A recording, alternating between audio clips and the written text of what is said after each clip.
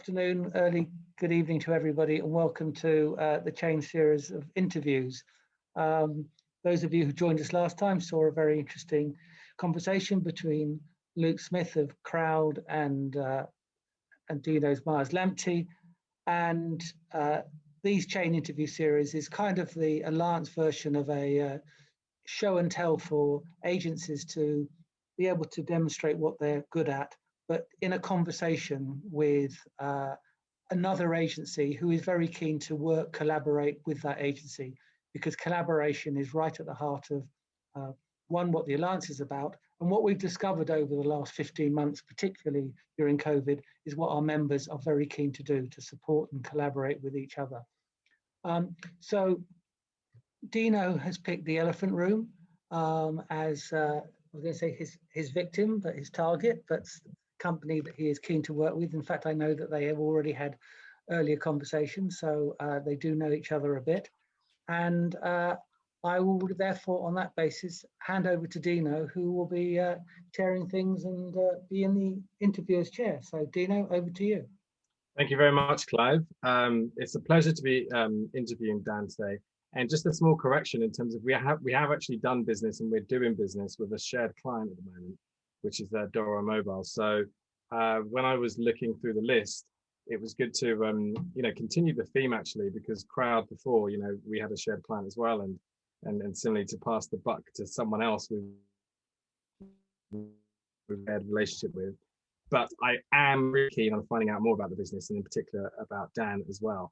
So I'd like to introduce Dan. Most of you probably know Dan, have been in some kind of room with Dan before, but by Dan's CV, he can better introduce himself, but he was a long timer at Iris, 14 years at Iris, 7 years as CEO, before deciding to break away and set up and find the Elephant Room. So I want to start by asking you, Dan, in terms of what is your elevator pitch for the Elephant Room? Taken us a few years to kind of get this down to a T, but hi everybody to start with. We sort of talk about it in sort of 3 stages. Our mission as the Elephant Room is to address advertising's elephant in the room, which is lack of diversity and inclusion. So that's why we exist, that's why we get out of bed, that's why we started, and we'll talk a little bit more about that as we go through. What we actually do for clients is build inclusive brands, and we define inclusive brands as brands that think of much of the planet, society and people as they do for their bottom line. And those things, if you get planet, profit and society right, then normally your bottom line will continue to grow as well. So that's what we do, and we do that through being inclusive by design. It's our sort of working model as an agency, which means collaborating with audiences and talent from the very places that and people we're trying to engage. So everything comes back to be building our own inclusive brand and helping our clients become more inclusive in their marketing as well.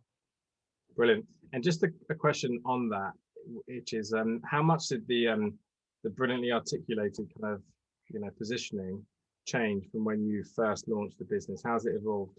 Yeah, quite immeasurably, really.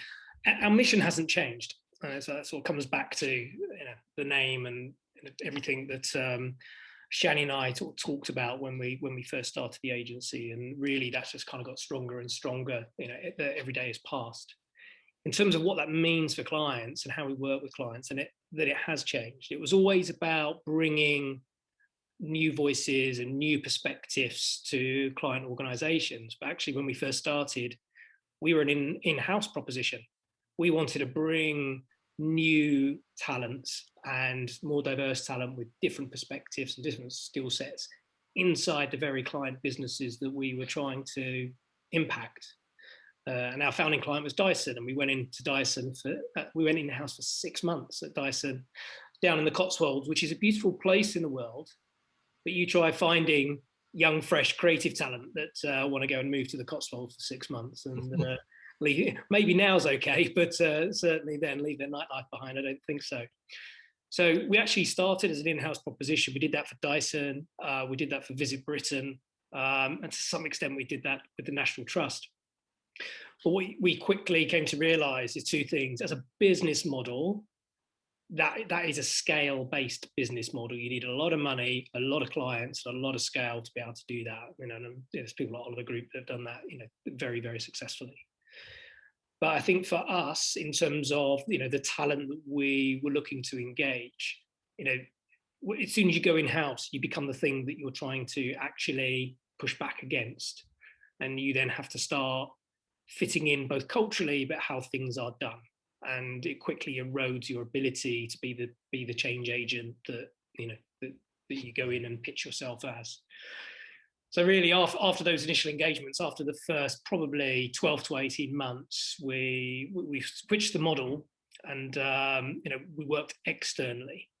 But still, the model was about how do we work and collaborate with collectives and with creative talent from the very audiences that we're trying to engage, bring them close to us, so we can bring all those lived experiences, truly understand the, you know, the narratives and the nuance in the subjects that we're looking at, and bring those to bear for our clients. Fantastic. And so on the subject of kind of talent, that is part of kind of like your everyday kind of management of you know, clients' business. But it was obviously, you know, the inclusive side of it was part of your proposition right from the start. And how did you go about finding your first hires, even your business partners, and but also your first clients as well? Yeah, well, I think Shani's had such an important, well, critical role for us. It wasn't for Shani, the elephant room wouldn't exist. So we, when I was at Iris, we participated in a scheme that Liberty was running with Google to find young talent and bring them into the industry. And I met Shan, and we managed to convince Shani to come and work at Iris. And I was her mentor, but over the space of 12 months, that became a sort of co-mentoring and ultimately reverse mentoring, you know, style of relationship. And it was super interesting because Shani was introducing all this incredible talent to the agency, and, you know, all of our creative team was getting so excited about how, you know, all the ideas they were seeing, all these passion projects that people were showing as their, you know, proof of creativity. I was like, right, okay, well, let's go and hire these people, shall we? And, you know, that's quickly where I started learning some of my first lessons, that a lot of the talent that Shani was introducing us to, may not want full-time jobs in an advertising agency and asked to give up all their amazing passion projects and portfolio careers. So that was an incorrect assumption from the very beginning. Also, you know, bringing them into an environment where you're being asked to be passionate and insightful about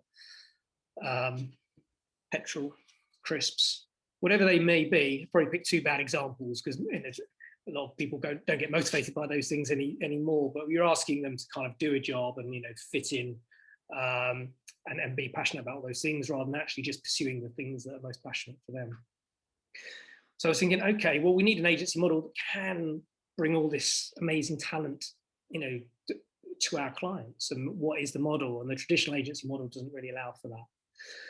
And so that's where Shan and I were kind of looking at how do we engage talent on their terms, around portfolio careers, around the things they're most passionate about, making sure that everyone is fairly remunerated for all the insight they bring. And that's not about their CV. That is about their creativity and what value they bring. So that's kind of where the new model came from.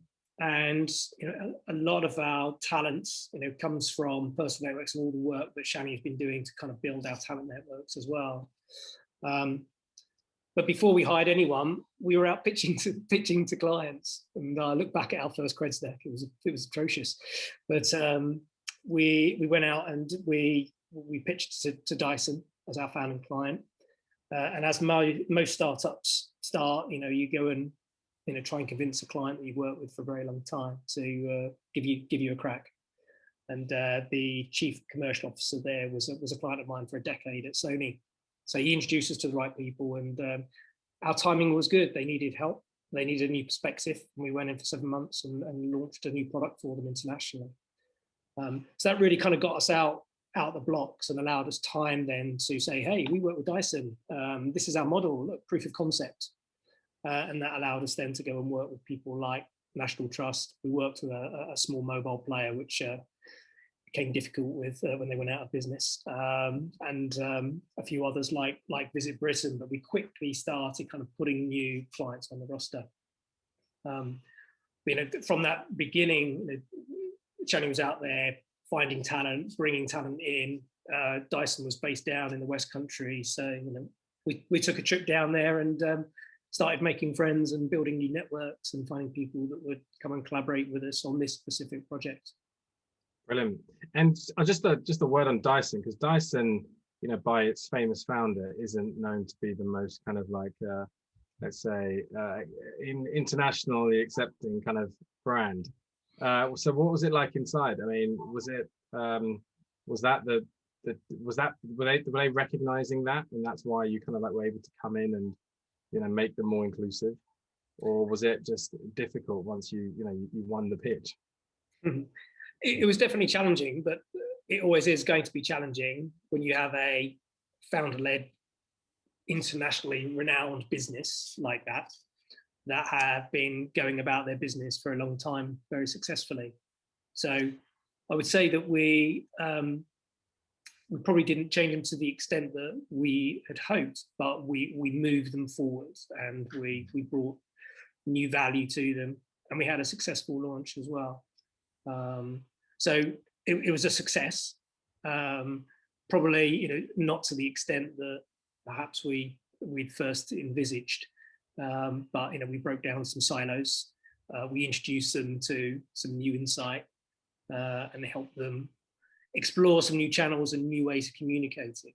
So I think we left there thinking, wow, that was challenging, but we made some progress. Mm-hmm. And so before you launched the Elephant Room, you were 14 years at Iris, and half of that was as CEO, which is a very comfortable position that people don't often leave unless they are kind of like made to leave, or the company folds or something. So you must have been really comfortable, enjoying the luxuries. What made you decide, actually, hang on, I've got to stop this life of luxury and go towards a life of a startup and find a business and go scrappy again? Yeah. Well, I definitely missed some of the life of luxury. The salary would be nice, but I think for my 14 years at Iris, there was adventure and entrepreneurialism were kind of the two words that were used in the agency to describe the experience, and I had the best of both those worlds. I got to go and start up agencies in Singapore, India, Beijing, Sydney.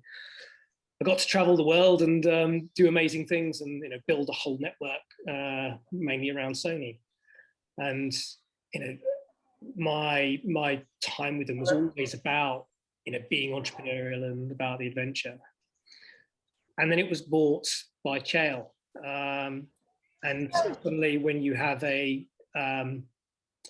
Korean conglomerate that want a return on their investment, the focus tends to change. And adventure and entrepreneurialism probably were relegated down the list somewhat as ways to describe the experience. So certainly for me, I started thinking, okay, I need a new adventure, I need a new challenge. And I've always, I set up a lot of agencies for Iris around the world with the safety net of a big international brand and a founding client. So I really wanted to test myself to say, okay, well, can you do it without the safety net? But there's also a phrase that kept on rattling around my head: does the world really need another agency? It's an oversupplied, saturated market. So you're gonna have to do something different. So all of these thoughts rattling around in my head at the same time that Shani and I met each other at Iris in that mentoring relationship. And basically, Shani and I's recollections of the discussions might be slightly different. But basically what I heard from her was, this is not how you build a creative agency. There's a lot of groupthink going on. Everyone looks the same. Everyone has similar backgrounds. So, this is a creative cult, not a creative culture. And that was kind of the outtake that sort of sat with me. And really the proof was, after a year's worth of mentoring, it was like, okay, Shani, so what role do you want in the agency? Are you going to stay? And I thought it was a given, that she was going to stay. And, it was I'm not sure I'm going to. And if I can't convince someone as talented as Shani, and she's got the choice of the entire agency, to stay there on her terms, then, there's a problem. There's a real problem. And I think through that year, you know, there's lots of changes that are happening in society, which we'll talk a little bit more, I'm sure, about. But it's okay. So there is something that's required within the advertising industry. There is a new proposition that's needed that can engage talent like Shani, and you know, be something as a breath of fresh air and a change maker in the industry. So I knew I wanted to leave, and Shani helped me understand what that proposition was that was needed within the industry. Well, it was very kind of like foresightful and insightful in equal measure, because you know, you launched before, you know, the year that was last year, and a lot has happened, you know, last year that has probably made, you know, a lot of brands, I guess, kind of take notice and ask, your proposition just seems like, you know, ready for response to a lot of the things that brands are struggling to understand.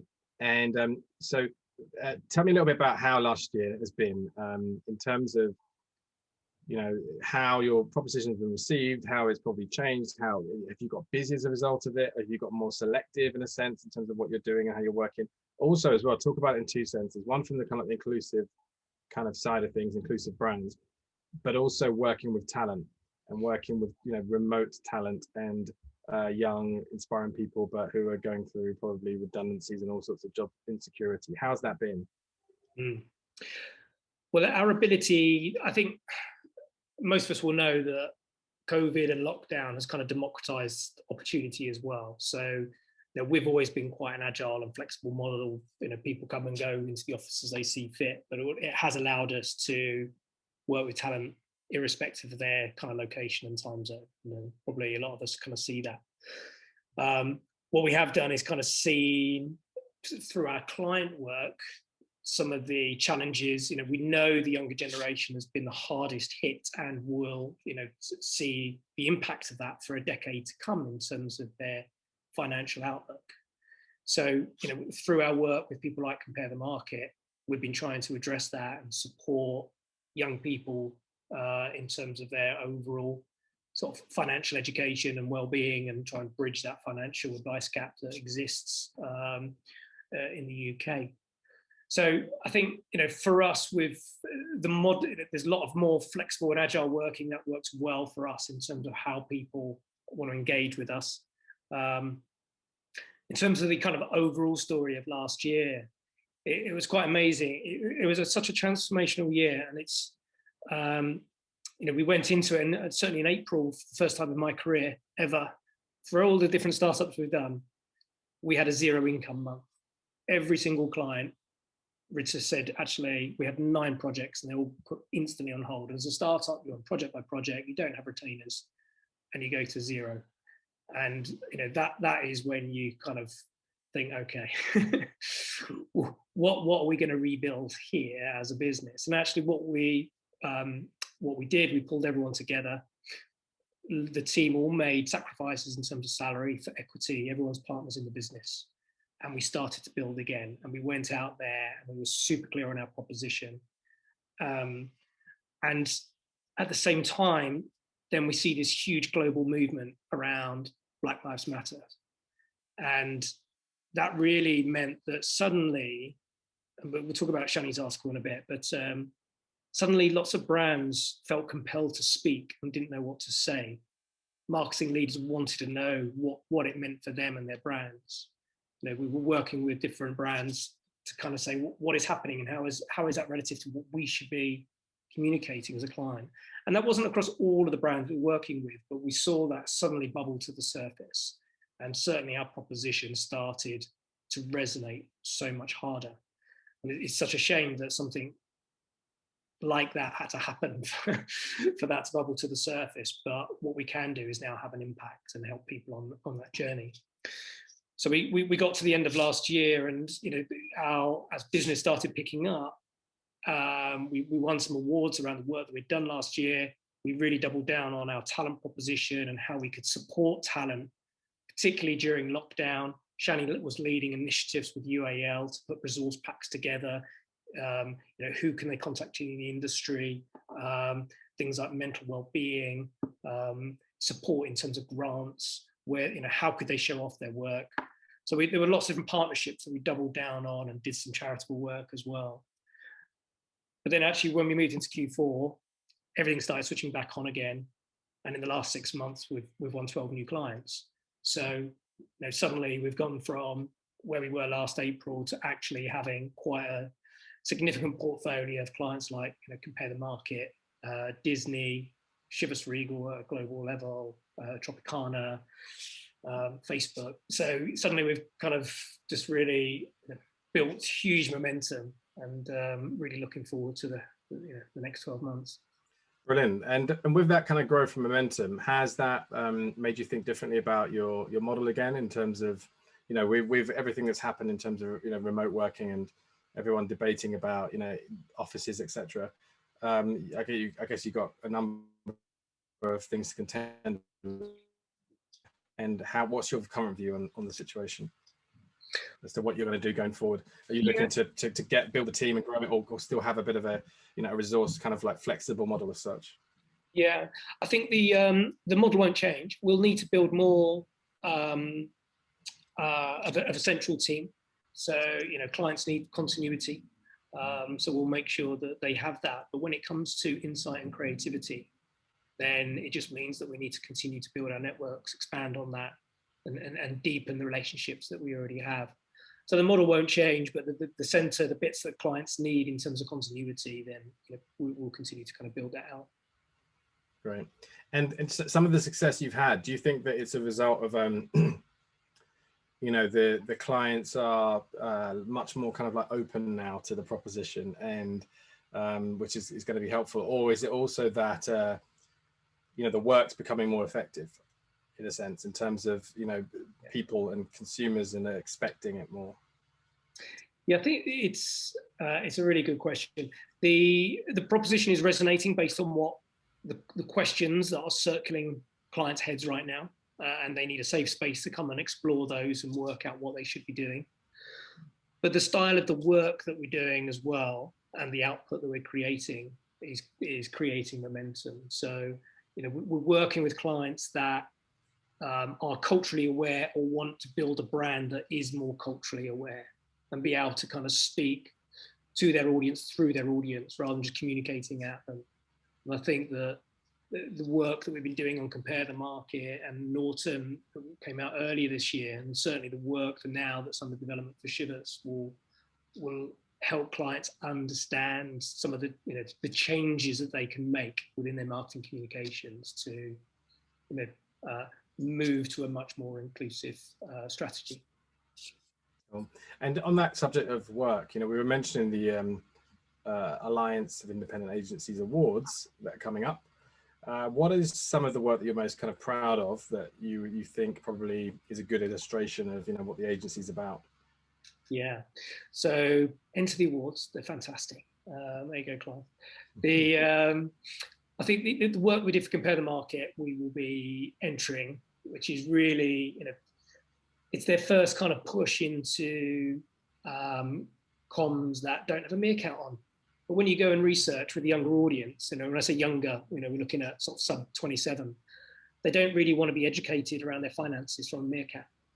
Meerkat, create, all the brilliant spontaneous awareness that they have as a brand, and make money simple and fun. But if you're not comfortable with your own finances, then you don't want to hear that from meerkat. And so we've been running pilots with them to sort of really help them understand how they can be part of those cultures, and use people within those communities to tell their stories, to help build confidence and education. So Compare the Market will be one. I think the other big piece of work that won't be ready for the awards, but will hopefully sweep up next year, is the work that we're doing with Chivas. So I can't sort of talk extensively about it, but it's one of those brands that are kind of moving through the process of saying they want to be more inclusive, doing more inclusive work, and ultimately be more inclusive as an organization. And we've got a hugely progressive marketing director there that has kind of embraced the work that we do, and asked for our support in trying to change the way in which they recruit, change the way in which they find and work with talent. And then also through their marketing communications, we're helping them find their inclusive voice within culture as well. So it's, it really shows the capability of the agency where you can actually go inside the client, help them understand how they can change as an organization, but also change their outputs and their communications with customers as well. Brilliant. And what would you say, just as some top tips for anyone, trying to, recruit and behave much more inclusively? Are there any kind of quick kind of things that you'd say, actually, look, these are some key things to concentrate on? It's probably about an hour's worth of conversation, but yeah, I'm looking for the highlights. yeah. I think we do this with clients quite a lot. So we try and help them understand actually what talent need from them. So that the talent exists. The talent is out there.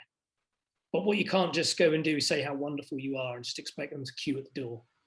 You need to be able to kind of show what you are doing for those communities. You need to show how you're building equity for those communities. You need to make sure that you're not expecting Black talent to come into your business and be the change that, they need to look at you as a leader and see what you are doing to change the organization, what you are doing to educate yourself, how you're building equity, how you're supporting that talent, how you're trying to retain that talent and make sure they can have hugely successful careers. So really, I would say, listen, it's not about shouting louder about all the great things that you do. Go and understand what that talent needs from you, demonstrate what you are doing to build equity for that talent. I think that's a pretty good starting place to start. I think that's a great point, a really, really important point. And taking that responsibility for it. The final question I would ask you is, what do you believe are the next big challenges for the elephant room?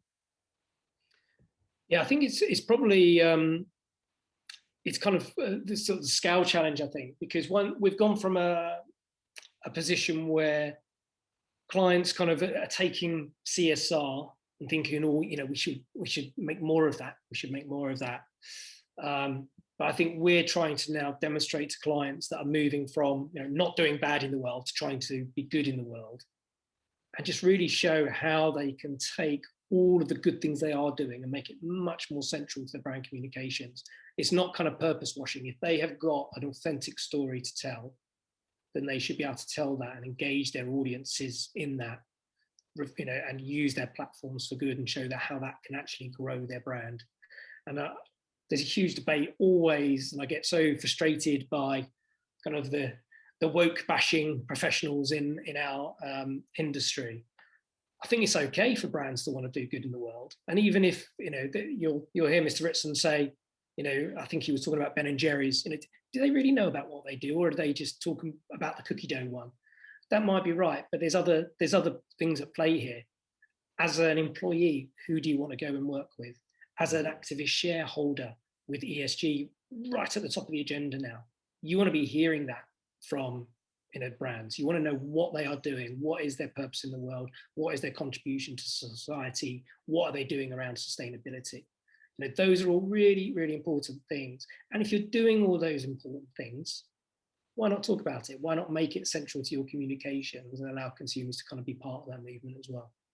So convincing clients of that is our big challenge. Yeah, and the point that you picked up, and you probably got quite a good example to mark that point of the importance of not just your marketing kind of, purpose to your consumer, but also your staff, because of the recent Brooder example is probably quite a good case study in making there.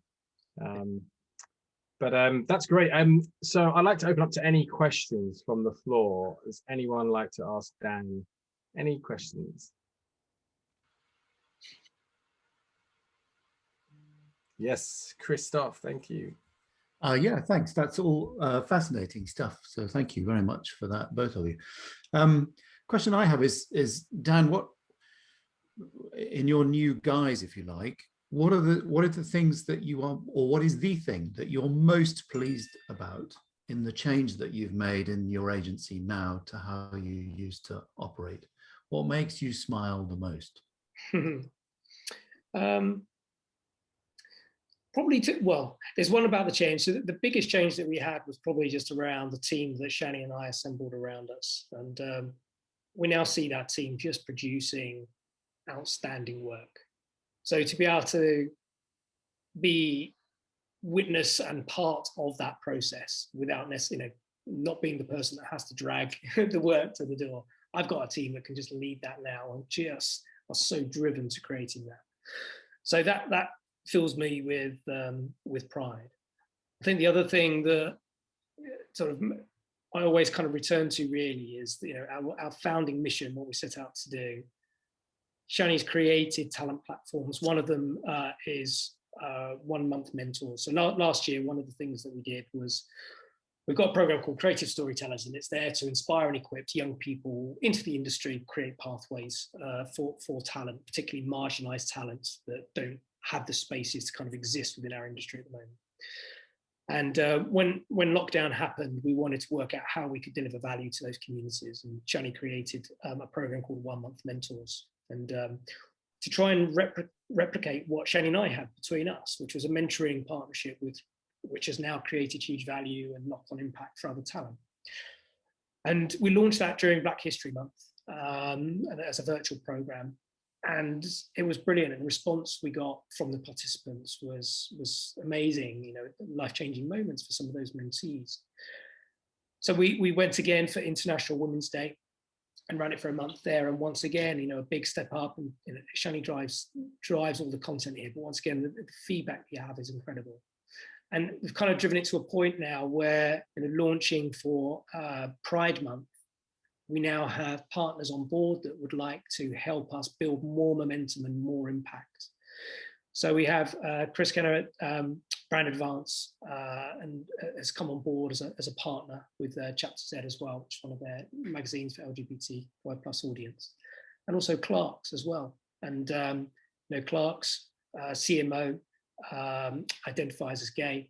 She's like, this is what we want. Clark's is always about the community. I passionately want to support this, and they want to talk about expanding that relationship. So to take something which Shani created last year and be witness, she's the driver, to be witness to that progress, to now having an international mentoring program for audiences that don't feel like they can belong or exist in their true self is phenomenal. And that kind of just pays back to why we did it in the first place. Thank you. Brilliant. Thank you very much. Thank you. Any other questions? Graham? Yeah, thanks. Hi, Dan. How you doing? Hey, Graham. You mentioned in your little introduction the Shani response to that industry-wide communication about Black Lives Matter. I wondered if you could expand a little bit on that, and also the impact it's had on your business, on your agency. Yeah, it's a real. I had so much pride in what Shani did at that time, because you've got this, and I know she's on the call, but I'll speak about her. You've got this young Black woman that has come into the industry and absolutely flown. She's created an agency. And every time we went into a client before 2020, they didn't want to speak to me. They just wanted to hear Shani. It was like market research forums. What do you think about our brand? Irrespective of the brand, they just wanted to speak to Shani. And, when she can articulate such powerful words like she did after such an event, which traveled around the world, Campaign's most read article of the year, you just think, wow, for someone of that age. So, immense pride, but also kind of worry or anxiety, because, those words don't come from a place like me looking in going, this is a problem we need to solve, and I'm passionately going to try and solve this. This is a place from someone who's personally impacted from that event. And if you read the article, which I've read many times now, she says, why did it take the death of a Black man, an innocent Black man, to get advertising leaders to believe that Black talent was worth investing in? Like, on what planet is that a thing? Like, why should a young Black woman have to talk to the advertising industry about the death of a Black man and they should invest in? Like, seriously. And, you know, the lesson for me, and I always talk to clients, you can't put the burden of change on marginalized people to create that change, because the emotional toll that it takes is just immense. So, you know, an incredible feeling of pride in the power of her words and her ability to communicate and influence so many people. But yeah, just, I guess, sort of guilt that the impact that I've been able to have has not been able to kind of break down, you know, those systems that are in place, and probably for a big part of my career have been reinforcing them. So yeah, she's incredible. Thank you, Graham. A great question. And yeah, and the impact, you know, it still lasts, doesn't it? It's still lasting, which is great. And there's still work to do 1 year on. Stats to come out and players, and probably the lack of progress made by some. Has anyone else got any other questions to add? Yes, Paul. Thank you. Dino, thank you very much indeed. Dan, a good day. Excuse me, we've never met. This has been I was going to say revolutionary session, a really insightful one. Thank you very much indeed. I'm part of a small team. We're doctors, researchers, and former agency folk, and our mission, not a million miles away from you, but we're incredibly new and early stage, is to help organisations look at things through the lens of well-being and what that means for both society, consumers, and employees. And I just wondered whether, in the conversations that you've had and are having with brands, and particularly when it comes to talking about the expectations of either younger consumers or younger employees, whether they now look at brands or employers through a lens that includes such things as individual or extended well-being of the society and environments that they're in, as well as the sorts of obvious pressures, prejudices, and misunderstandings that you've already articulated really clearly over the last half hour or so. Yeah, it's a good question. We started doing employer brand work just because of, I guess, the talent insights that kind of Shani brings to our proposition, and certainly a lot of the conversations we're having with, you know, global brand, employer brand leaders is very much about, you know, they're doing a lot of benefits around understanding the well-being of the individual, but really trying to tie that to what that business is doing for the broader communities. And we speak about it a lot in terms of Black talent as well. So, you know, we were helping one of the big 4 consulting firms and speaking to them about, you know, how can you engage young Black talent, and how can you engage senior Black talent as well. And actually, even though that they will have some of the best packages in the world that you could ask for, that talent is still looking to that organization to say, what are you doing? What are you doing as a commitment to where I've come from or where I am right now, to make sure that you're building greater equity into those talent pools? So absolutely, I think clients are becoming more and more understanding of the commitments, the longer term commitments they need to make to communities and marginalized talent, to ensure that actually on an individual basis, you know, they become an attractive employer to those individuals. Great. And I think that's probably, it's time for probably the final question, but unless someone else has got one to squeeze in, I would like to say, you know, Shani put in the chat, thank you, Dan, for your positive words, but I think we'd like to say thank you to Shani as well for her article and the highlights there. But I think the final question that we ask in this interview is, who would you like to interview next, Dan? Well, it continues the theme of shared clients. I'm glad that we've been able to collaborate around a client, and hopefully many more to come. I hope to share a client with this lady who's Lucy from Jackanory. So we had a brief conversation, I think it was last week, but it's I was hugely impressed by the agency and by what she's done, and I hope to get a few lessons in leadership. You know, she's managed to navigate lockdown for, you know, an experiential agency. So, you know, I thought, you know, life was hard for the marketing industry at large, but for the experiential agencies, it's been super hard. But she's managed to navigate it with a smile on her face, and you know, some incredible work. So I'm really looking forward to having a chat with her next week or next month. Fantastic. Well, I'd like to say thank you very much, Dan, for your time. And I think Clive might like to say some final closing words, but thanks everyone for attending as well and your great questions. It's been a pleasure. Thanks, Dino.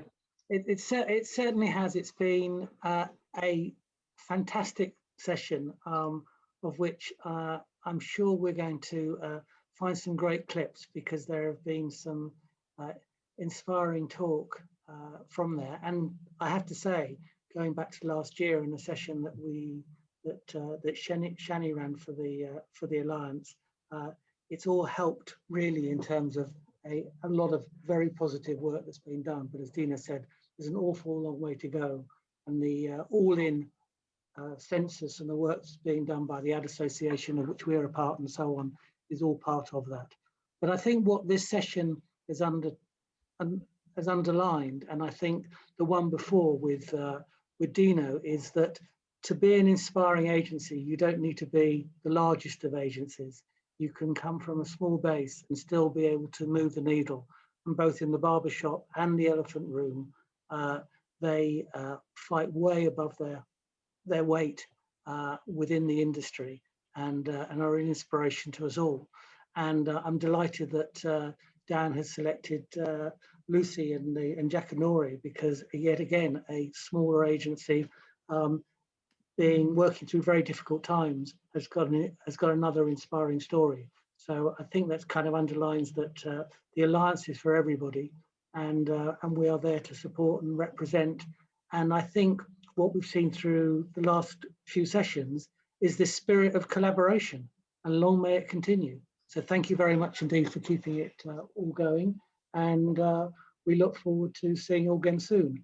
And for those of you who haven't yet got in your entries into the awards, which will promote the greatest creativity over the last 18 to 24 months in the independent sector, you have until Friday week. So that's my final word on that. That's my final sell. But thank you, Dan. Thank you, Dino. Thank you, Shani, and those who have attended. And have a good evening. All right. Thank you very much indeed. Cheerio.